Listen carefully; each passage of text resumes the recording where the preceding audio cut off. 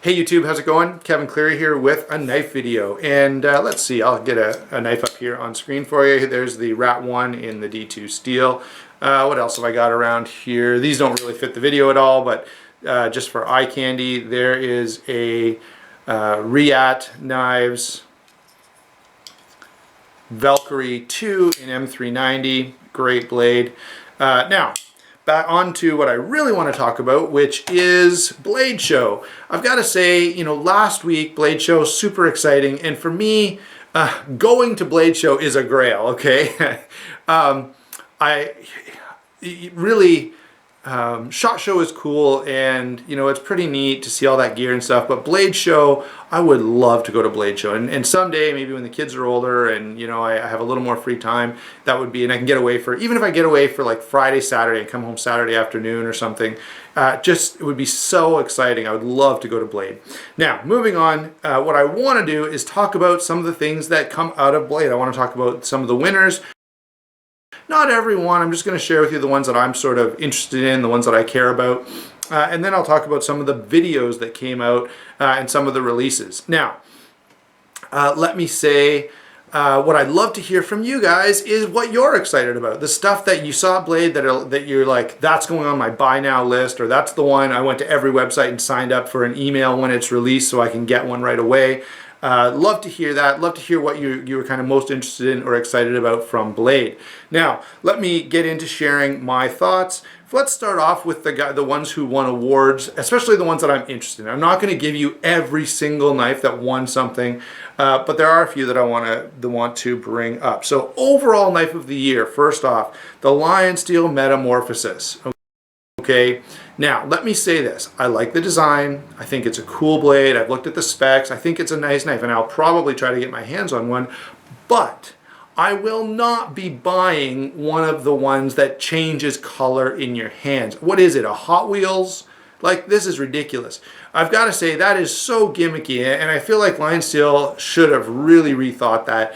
It just looks so tacky as far as I'm concerned. A knife that changes color, like, I'm not 5. So I'm a little disappointed. I'm sure that wasn't, I hope that wasn't the only reason that it won Knife of the Year.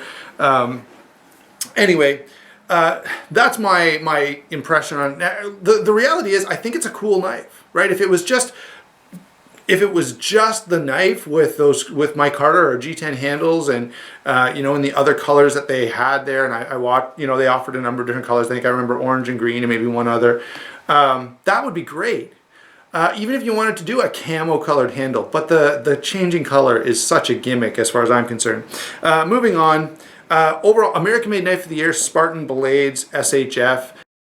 Cool knife, and I would love to get my hands on one. They're very expensive, so it's not like I'm going to run out and buy one today, but you know, maybe that's something I can pick up in a trade or something down the road, and I'd love to have one, try it out, share it with you guys. I'm not promising that I'll love it and keep it forever, but I'd at least like to get my hands on one. Looks like a pretty nice blade. The next two I want to talk about are from CRKT, the CRKT Homefront. Let me say, here's my take on the Homefront. If it was just the design, you know, if you look at the knife with the blade open and the handle, it looks like a cool knife, all right? I'm not sure what I think about the whole, like, flip the pivot thing and open it up and spin the back and all of that. You know, I've seen designs like that. It's a fairly, you know, probably most of you have experienced those kinds of locking mechanisms where you kind of twist the handle and it locks things down tight. I think I've got some on a lawn chair at home, and you know, you see them in camping gear and different things.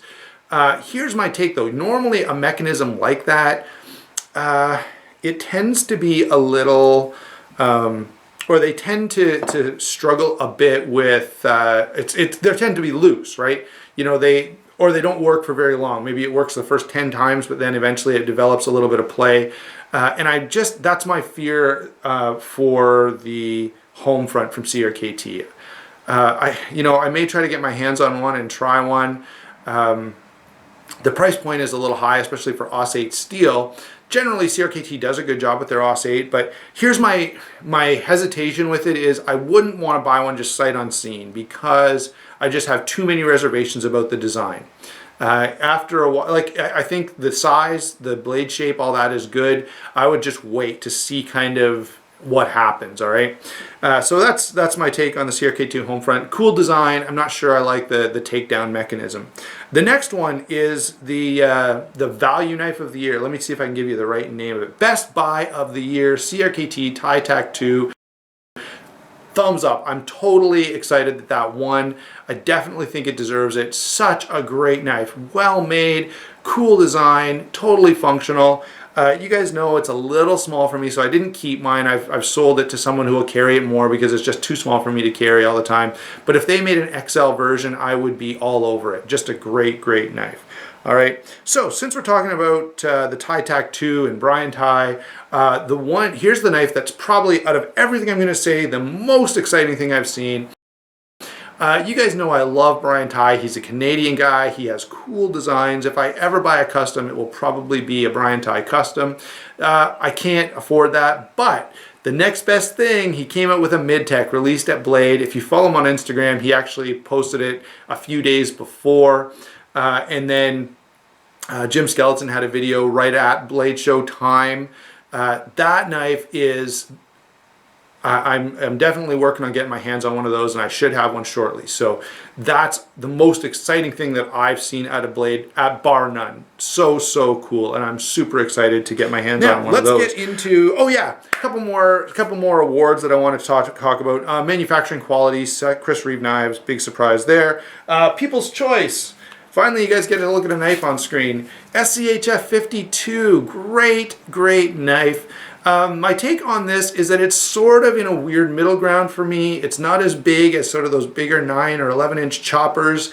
It's not as sort of slicey and utilitarian as, say, an SE6 or an SE4.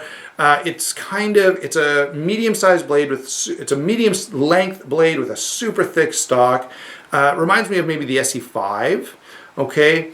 Let me say it is a hollow grind, so that is a great choice. And so because of that hollow grind, it still performs pretty well in terms of, you know, those lighter duty tasks.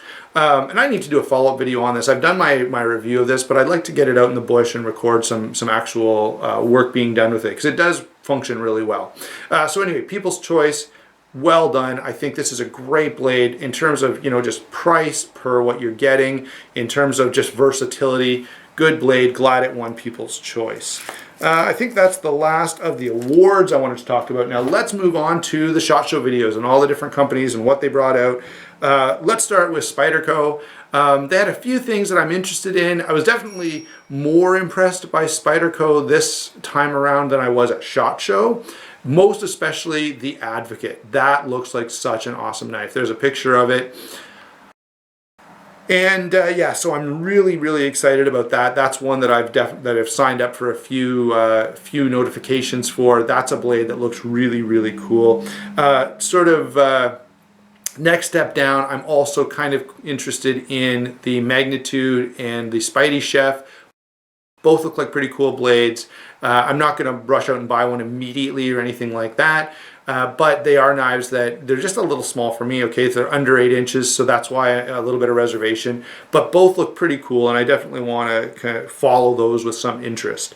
Brose Blades. Let me say this: I love Brose Blades. Okay, they have a bunch of knives that I really like. My only, what would you say?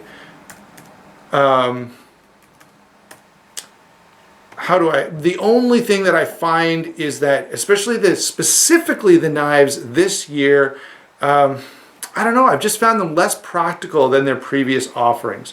Okay, the XR1, the Insight, the Sniper, the TR4, all great blades. Even the XL Silent Soldier.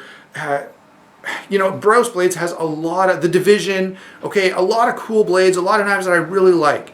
This year, if you watch the SHOT Show video, and I'll link it below because I couldn't find pictures. By the way, I did look for some pictures of knives that I want to talk about.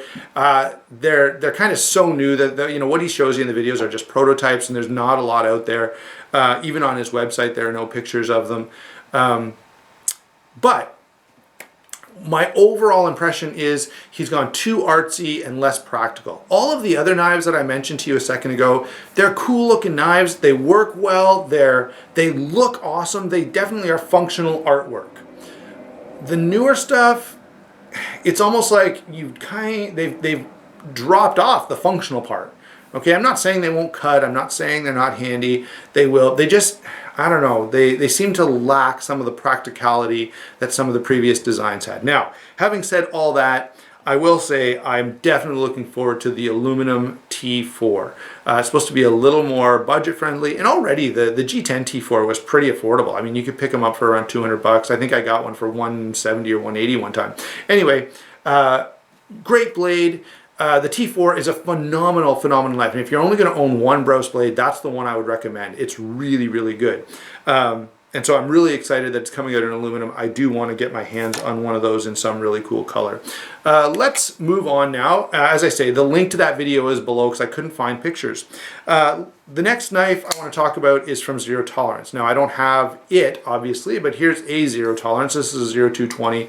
And this knife is here because I want to say I love the ZT lineup this year. Okay, the production knives, the 909, the 804, the 220, really cool knives. I'm really excited about all of them.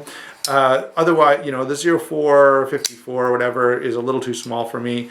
I could be getting the number wrong, but you know, the small one that's update with carbon fiber and green standoffs from last year. I'm not into that one, but all the other ZTs for this year, I was pretty excited about. The special edition 0427,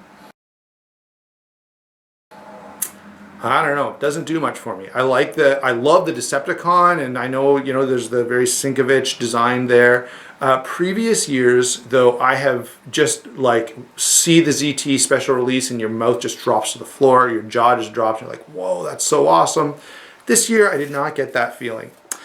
So, moving on, finally, from Viper Knives. All right, I like Viper Knives. I've got a Maga here, which I do think is a cool knife. I carry it fairly frequently. Even though it looks a little random, it's actually a very functional blade design, both for, you know, as a combat knife, it's designed to be kind of used in this kind of style.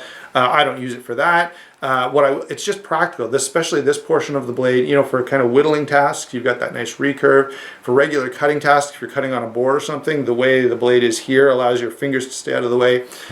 Really cool knife, and I like it. I've seen the, you know, the Viper, the Vox Odino, and a few others, which are pretty cool.